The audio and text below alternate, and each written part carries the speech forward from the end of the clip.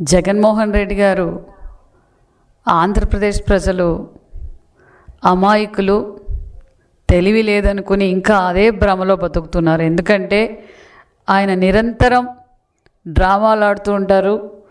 పబ్లిక్ని ఏదో విధంగా డైవర్షన్ చేయాలా అనే భ్రమలోనే ఉన్నారు జగన్మోహన్ రెడ్డి గారు. ప్రజలే మిమ్మల్ని డైవర్షన్ చేసేశారు. మరి మీరు ఈరోజు పిపిపి మోడల్లో వెళ్తున్న మెడికల్ కాలేజీల గురించి మీరు ఏం మాట్లాడుతున్నారో ప్రజలందరికీ తెలుసు. ఢిల్లీలో మీ ఎంపీ పార్లమెంట్ స్టాండింగ్ కమిటీలో సంతకం పెడతారు. మీరు గల్లీలో వచ్చి రాజకీయాలు చేస్తారు, డ్రామాలు ఆడతారు.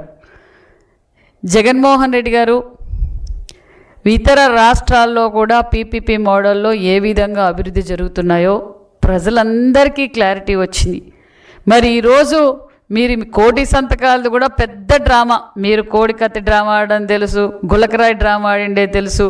ప్రజల్ని ఏ విధంగా డైవర్షన్ చేయాలో మీరు గతంలో ఆంధ్రప్రదేశ్ ప్రజలు మిమ్మల్ని నమ్మారు. ఇప్పుడు ఆంధ్రప్రదేశ్ ప్రజలు ఎవరు నమ్మి మోసపోయే పరిస్థితిలో లేరు. ప్రజలు కూటమి ప్రభుత్వానికి సంపూర్ణమైన మెజార్టీ ఇచ్చి అధికారంలోకి తీసుకొచ్చారు. అదే నమ్మకంతో కూటమి ప్రభుత్వం పనిచేస్తుందనే విషయం ప్రజలందరికీ తెలుసు.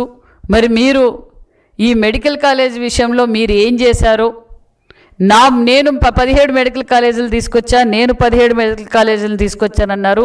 మీరు ఏ మెడికల్ కాలేజీలు పూర్తి చేశారో, ఎంత నిధులు ఖర్చు పెట్టారో ప్రజలందరికీ అర్థమయ్యేలా మా హెల్త్ మినిస్టర్ గారు కూడా చెప్తారు.